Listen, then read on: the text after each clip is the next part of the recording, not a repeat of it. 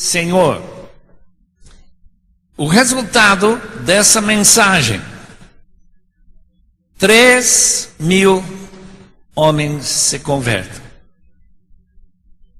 Houve um constrangimento geral, um compungimento, um traspassar, como se fosse de uma faca no coração, e eles pedindo saber como que nós podemos nos livrar desta culpa de ter crucificado o Senhor da glória. O resultado: batismo de 3.000 pessoas, e a igreja teve um grande início. Irmãos, este texto me chama demais atenção, porque ela mostra certas características que têm produzido resultados que nós estamos desfrutando aqui esta noite. Quase ninguém aqui está pensando que a razão que estamos reunidos nesse espaço para ouvir a palavra de Deus e por causa de outras ocorrências através da história, semelhante ao dia de Pentecoste, às vezes chamado de avivamentos. Mas antes de eu entrar no meu tema, eu gostaria muito de convidar os irmãos a orar comigo. Uma oração de todo mundo. Isto é, todo mundo que sabe orar e que crê que Deus escuta a oração. E mais importante ainda, que Ele responde à oração. Eu gostaria de fazer um pedido, que se você tem um eco no coração, se puder dizer o amém, por favor, diga. Qual é o pedido que eu quero fazer? Eu não sei se eu tenho fé para que Deus mande um avivamento para João Pessoa. Não somente porque é falta de fé. Quando Edwin Orr esteve aqui no Brasil, imagina, em 1954, ele escreve no seu livro, ele era o maior pensador sobre avivamentos até sua morte. Edwin Orr, um irlandês, disse que no Brasil, 1954, houve um avivamento aqui. Mais do que isso, ele não diz no seu livro. Eu nem sei onde que ocorreu, o que ocorreu, o que se manifestou. Mas uma coisa eu posso pedir a Deus. Isto é, que os resultados de um avivamento possam se manifestar entre estes jovens reunidos nesse lugar. Os irmãos estão dispostos a pedir isso a Deus? Porque avivamento sempre resulta em decisões, principalmente decisões missionárias. Vamos orar. Senhor, Tua presença no nosso meio é invisível, é inaudível. Nós não podemos sentir essa presença fisicamente, mas espiritualmente, lá no nosso íntimo, nós podemos saber quando Tu estás nos chamando para uma obra especial, para nos separar, para nós nos desviar de interesses mais seculares, mundanos, para uma obra especial que Tu queres que nós façamos. Oh Deus, nosso pedido é que Tu levantes obreiros, que Tu faças o que fizeste no dia de Pentecoste, que Tu fales para jovens, tanto moças como rapazes, que escutem e profetizem que Deus quer que eles façam. Essa é a promessa da tua santa palavra, com a vinda do Espírito Santo com poder. É isso que nós rogamos e te pedimos em nome do Senhor Jesus. Amém. Uma definição, o que quer dizer avivamento? Avivamento é uma obra extraordinária de Deus. Uma obra extraordinária. Porque obra ordinária reúne centenas até milhares de jovens, especialmente quando a reunião é interessante. E que tem gente que eu gostaria de conhecer, reunidos num lugar como este. Mas não é necessariamente uma obra extraordinária de Deus. O primeiro avivamento que nos afetou aqui esta noite ocorreu, pense bem, mais de 270 anos atrás, aliás, mais de 280 anos atrás, em 1727, no dia 13 de agosto, no Herrnhut, que era condado na Saxônia, na Alemanha, sob o domínio do conde von Zinzendorf. Naquela ocasião, um certo número de morávios, refugiados, estavam reunidos lá, foragidos do seu próprio país, e com essa angústia de não saber quando eles poderiam voltar, nem como seria lá na sua terra, Deus visitou aqueles irmãos, resposta de oração com certeza do conde von Zinzendorf. E o resultado foi que naquele dia 13 de agosto de 1727, aqueles que estavam se reclamando e estão tão preocupados com suas vidas materiais, de repente, sua preocupação foi outra. E Deus criou um espírito de súplica, um espírito de avivamento. As crianças caíram de joelhos para começar a orar e clamar para Deus. Quando havia reclamações sobre obrigação de assistir um culto por dia, agora eles pediram 3 cultos. Não somente isso, mas começa uma reunião de oração que dura 100 anos sem parar.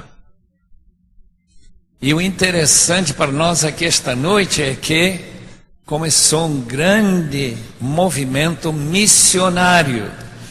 Dentro de somente o resto da vida de Zinzendorf, saíram mais missionários do que tinham saído da Europa, milhões de crentes, e eles eram apenas centenas. Saíram mais missionários do que de todas as igrejas do norte da Europa, anglicanas, luteranas, batistas, durante os 200 anos anteriores. Realmente, o movimento missionário começou no dia 13 de agosto de 1727. Tal como a igreja começa aqui no dia de Pentecostes, a igreja mundial começou naquele dia. Saíram missionários para a terra dos esquimós, saíram missionários para a África, ainda que naquela época, 280 anos atrás, era muito complicado viajar. Dinheiro eles não tinham. Um casal de jovens, dois rapazes, saíram com pouco mais de 20 anos, a pé para Hamburgo, pegaram um navio, onde eles trabalharam para pagar a passagem, chegaram no Caribe para cortar cana e ganhar os negros escravos para Cristo. Irmãos, os morávios começaram um movimento extraordinário de Deus. E quando João Wesley estava voltando da colônia de Geórgia, no navio ele viu alguns morávios e ele ficou encantado, porque durante uma tempestade em que a vida estava pendurada num fio, os morávios não mostraram medo nenhum, prontinho para chegar na presença de Deus. João Wesley se converteu de verdade em 1738, isto é, 11 anos depois. E no dia 1º de 1739, João Wesley ficou cheio do Espírito, como no dia de Pentecoste, e aquele irmão mudou a história do país. John Stott fala sobre Wesley, que antes de Wesley e depois de Wesley é um divisor de águas. O enchimento desse homem com o Espírito Santo chegou a mover milhares e milhares de ingleses a se converter. Começou a pregação no ar livre e se reuniram 5.000, 10.000 pessoas de uma vez. Ele pregou 5 vezes por dia, normalmente, andando a cavalo 30 quilômetros cada dia, 400.000 quilômetros na sua vida. Saúde, não sei de que animal que nunca fica doente. Até 82 anos, caminhando a cavalo, pregando e pregando 40.000 vezes. E o país foi transformado pelo ministério daquele homem, junto com George Whitefield e outros que foram levantados. Igrejas começaram a pipocar. E começou um grande movimento metodista missionário. Os irmãos nem sabem a influência que os metodistas tiveram tanto no sertão americano, aquela região onde eles chegaram lá como itinerantes, pregando a palavra, por causa desse trabalho de Deus maravilhoso na vida de João Wesley. Pergunto, o Brasil tem experimentado um avivamento de verdade? Em 1990, 20 anos atrás, no mês de outubro, a revista financeira totalmente secular, publicou um artigo de John Markham Jr. Aquele senhor, nem crente era, diz que Chile, Guatemala e o Brasil estão passando por um avivamento. Aqueles mesmos acontecimentos que aconteceram na Inglaterra há 250 anos atrás, estão ocorrendo aqui também. Muita gente se convertendo, pessoas caindo, pessoas falando em línguas, igrejas carismáticas. Esses fenômenos que ocorreram na Inglaterra estão ocorrendo aqui também. Boa observação. O outro comentarista daquele artigo, um brasileiro, diz que os evangélicos são seguros, os evangélicos são disciplinados, os evangélicos são éticos. Os irmãos concordam? Porque sabe de uma coisa sobre avivamento? Está aqui no livro de Atos, capítulo 2, que quando Pedro terminou sua mensagem, Esses milhares de pessoas sentiram tão mal, que eles não vieram porque houve uma insistência, venha para frente. Eles mesmos procuraram os apóstolos para saber: que faremos, pois, irmãos, para nos livrar desta culpa que nós sentimos? Eu estive numa igreja na Irlanda e em frente do púlpito tinha uma cadeira. Eu perguntei ao meu anfitrião: para que serve essa cadeira em frente do púlpito? Essa cadeira é para os penitentes. Isto é, pessoas que estão se arrependendo.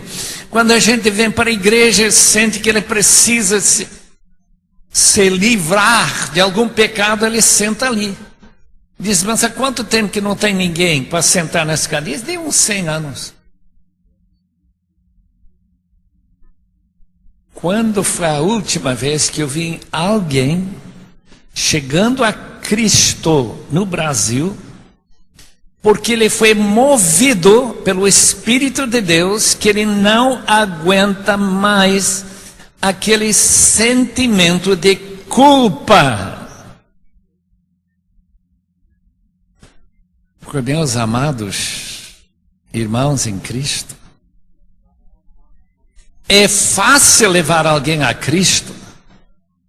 O que é difícil é levar uma pessoa à beira do inferno para ver a sua condenação. É por isso que temos escândalos. É por isso que nós não temos medo de pecar. Por quê? Porque tem graça barata para cobrir todos os meus pecados. Arrependimento? Não me fale. Avivamento sempre foi um movimento em consequência de avivamento da consciência. Eu não aguento o peso do meu pecado. Eu tive um privilégio, de certo modo inédito, no dia 7 de fevereiro de 1950, 60 anos atrás, este ano. Eu estive sentado na galeria de Wheaton College. Wheaton College é uma escola evangélica. Apenas uns 8 anos antes, 10 anos antes, Billy Graham se formou nessa mesma escola, assistindo aquelas mesmas reuniões que havia todo semestre, uma semana de reuniões especiais. Nessa quarta-feira eu não trabalhava, normalmente eu trabalhava às 3 às 11 da noite. Pastor Ed, em vez de pregar, deu o microfone para uma moça que tinha pedido o privilégio de falar alguma coisa. Eu não lembro nada que ela falou.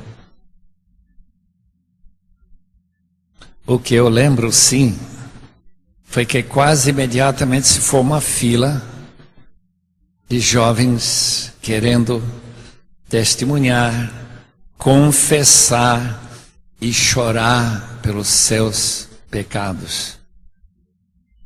Pastor Ed não pregou nada. Foi um mover do Espírito tão pesado, tão forte, como esse vento forte que nos lemos em Atos 2,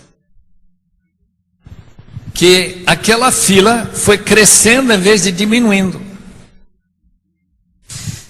Encheram a galeria, atrás do púlpito, que tinha lugar para quase 200 pessoas,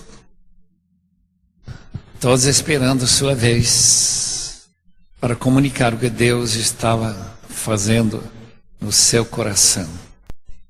Regularmente se reunia naquela escola, faculdade, um grupo de irmãos orando sobre missões. Deus levanta jovens desta escola com coração voltado para a necessidade de um mundo que nunca ouviu falar nenhuma vez de Cristo. Oswaldo Schmidt diz: que direito tenho eu de ouvir 2 vezes quando há gente no mundo que não ouviu nenhuma vez? Naquele grupo, e além desse grupo, havia 560 jovens que saíram daquela turma para espalhar-se no mundo inteiro como missionários.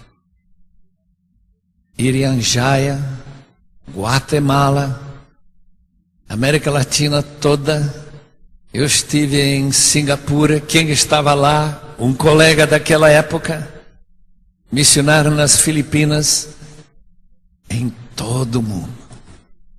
Europa, África, Etiópia, tal como lemos nesta lista, todas as nações do mundo.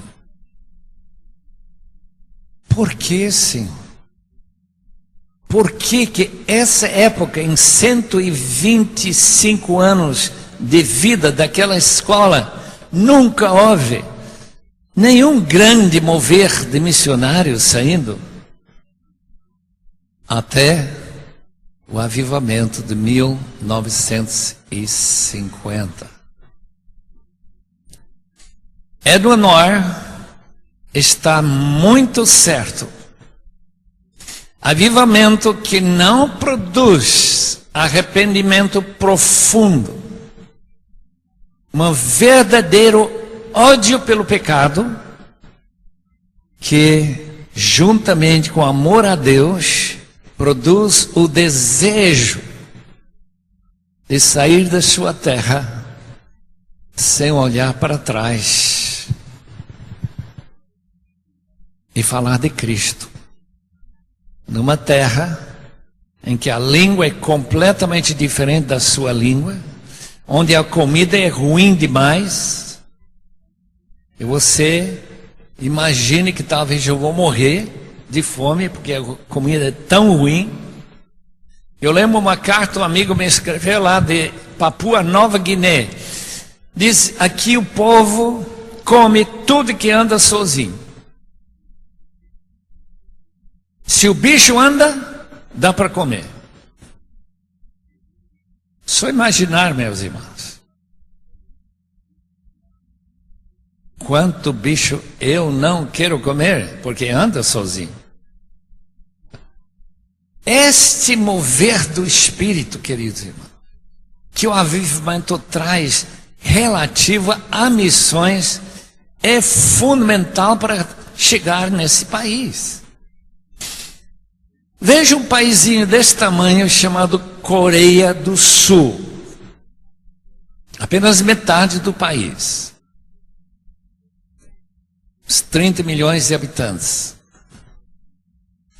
O avivamento na Coreia do Sul levantou as maiores igrejas do mundo. Todo mundo já sabe que a igreja de 700 mil membros está em Seul, na Coreia. Os irmãos sabem que a maior igreja presbiteriana do mundo está em Seul, da Coreia. A igreja maior batista do mundo está em Seul, Coreia. Esse país tem as maiores igrejas. Mas o que me impressiona com os coreanos, eu tenho trabalhado com alguns deles, é que quando eles, tocados pelo Espírito, sentem a necessidade de reunir às 5 da manhã, encher a igreja, antes de ir para o trabalho, às 6 da manhã, novamente, encher a igreja com outro grupo de pessoas, e sair para o campo missionário. Eu tenho tristeza de dizer que Coreia do Sul tem 3 vezes mais missionários transculturais do que o Brasil.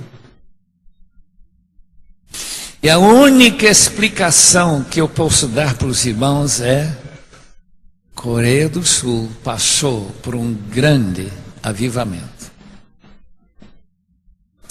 Deus fez uma obra extraordinária nesse país. Eu estive na Escócia em 1953, quando eu passei lá na costa oeste da Escócia e olhava para um ponte de um monte de uma das ilhas das Hébrides. Na ilha de Barvas, tinha 2 mulheres de mais de 80 anos que chegaram pastor da igreja, disseram: pastor, igreja morta, igreja que não evangelizava, igreja que não fazia nada. Pastor, Deus quer que o Senhor convide Duncan Campbell, um avivalista, para vir para esta igreja. Pastor mandou uma carta para ele, ele devolveu a carta dizendo: não posso vir, minha agenda está cheia, não há possibilidade. Aquelas mulheres disseram: pastor, mande de novo, ele virá. Ele veio, e Deus derramou um avivamento justamente naqueles anos que eu estive na Escócia. Uma reviravolta naquela igreja. É algo espetacular, irmãos, que a gente lê aqui em capítulo 2 de Atos. Os irmãos sabem o que aconteceu nesse dia? Os irmãos escutaram essa história? Pessoas ouviram a palavra de Deus, as grandezas de Deus, as maravilhas de Deus em sua própria língua nativa. O normal para Pedro era falar em grego, porque todo mundo, era a língua franca, todo mundo entende grego. Sua mensagem em grego, o Novo Testamento escrito em grego. Por causa de Alexandre o Grande. Mas todo mundo tinha sua língua materna, língua de casa. Eles ouviram aquele som e ficaram completamente maravilhados. Por quê? Essa gente que nunca aprendeu Licaônia, nunca aprendeu a língua persa, essa gente que nunca aprendeu latim, está falando a nossa língua, árabe. Eu não sei que outras línguas que se falava lá na terra Cirene, norte da África. Queridos irmãos, estas maravilhas que nós lemos aqui em capítulo 2 ocorrem ainda. Eu li o caso de um casal de filipinos, queria tanto poder evangelizar na China. Eles chegaram lá, não havia ninguém para interpretar. Ninguém. Eles ficaram tão desanimados e se caíram de joelhos: Senhor, nos ajude, porque nós fizemos essa viagem, nós temos coração ardendo para falar de Cristo para os chineses. E o que acontece? Nessa noite eles falaram chinês perfeitamente. 3 meses depois, eles começaram a entender o que estavam dizendo. Já pensou? A gente faz esses sons, o povo escuta como chinês perfeito, sem erro gramatical, escuta as grandezas de Deus, e 3 meses depois eles começam a entender algumas palavras que eles mesmos estão falando. Não é maravilhoso isso? Isso que aconteceu no dia de Pentecostes. Deus é capaz de fazer muito mais do que nós temos experimentado. E se do Brasil, que um país que tem tudo para mandar uma leva de milhares e milhares de missionários para os últimos povos para serem alcançados, as áreas mais carentes do mundo, é um povo que vive com pouco dinheiro, é um povo que não exige demais, é um povo, só tem um problema, tem dificuldade de deixar a casa, pegar o avião e sair por uma outra terra e viver lá feliz, dando graças a Deus todos os dias pelo privilégio de poder falar de Cristo naquela região, como o apóstolo Paulo.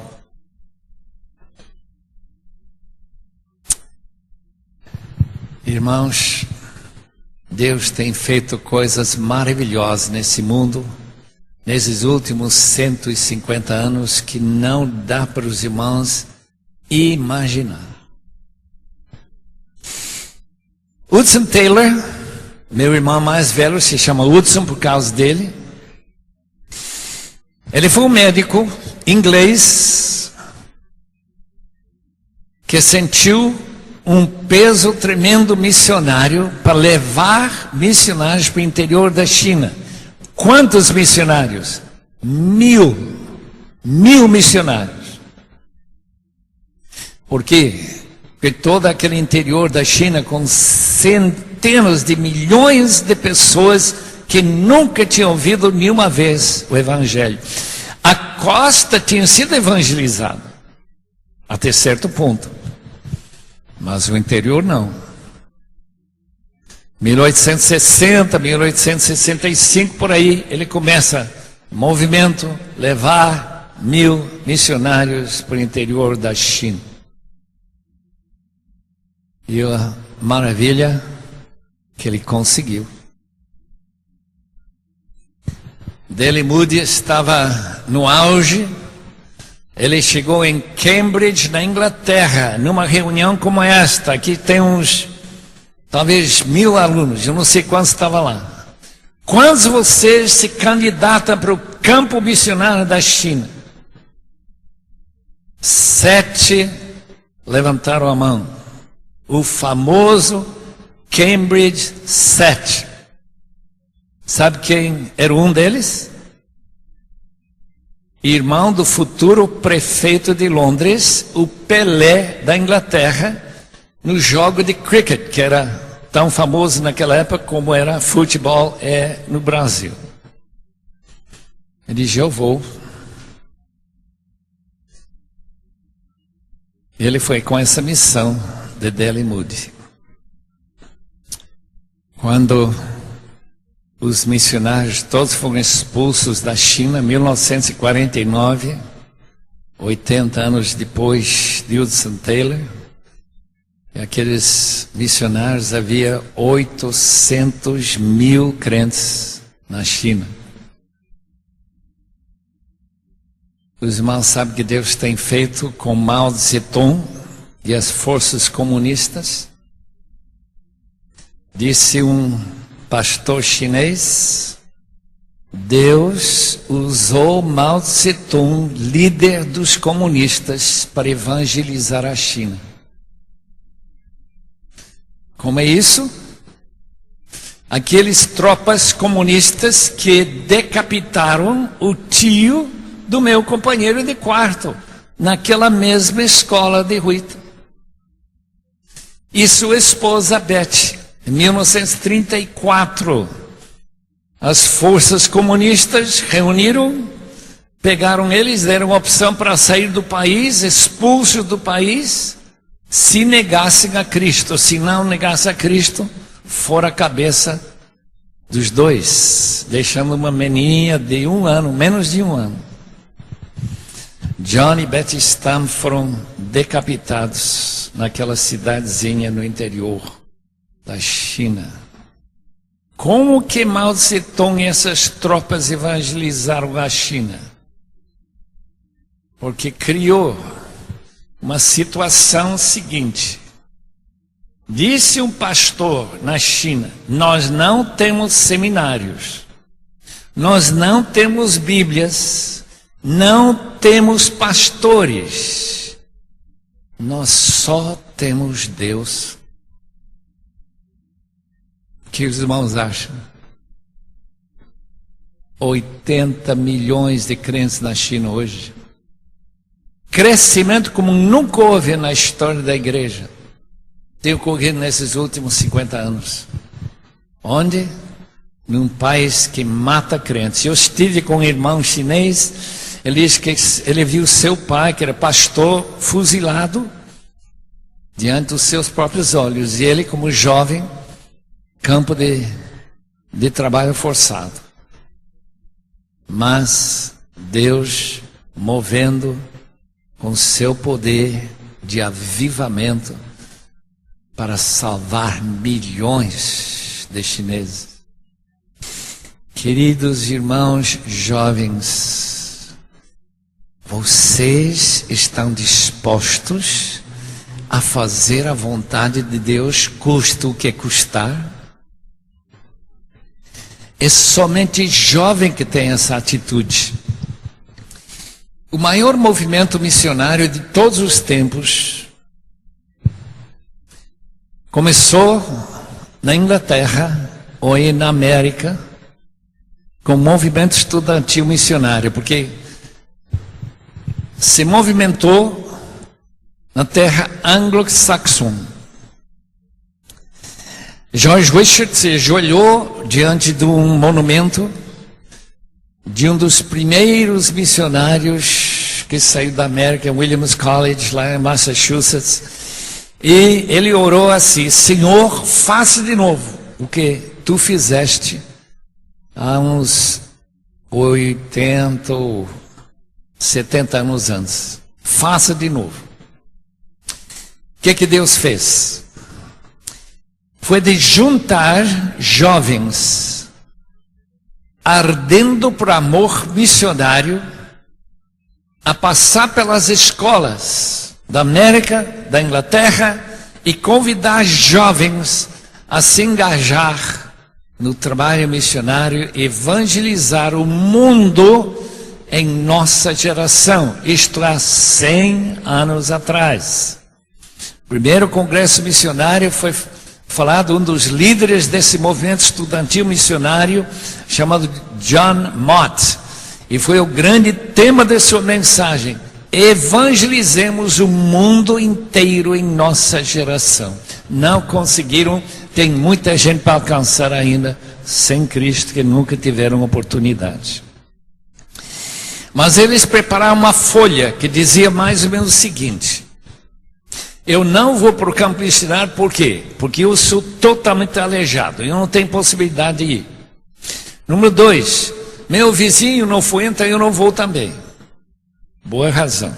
Número 3, eu preciso de tempo para pensar. 20 anos, por favor. Então, 20 anos para pensar sobre o assunto.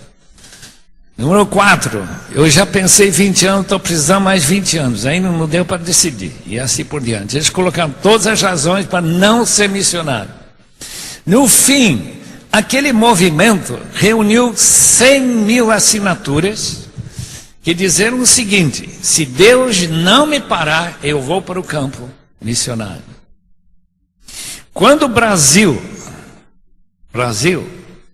tomar uma ação como esta, que nada vai me desviar do trabalho missionário transcultural, ao não ser Deus. Deus que vai me desviar, impossibilitando que eu vá.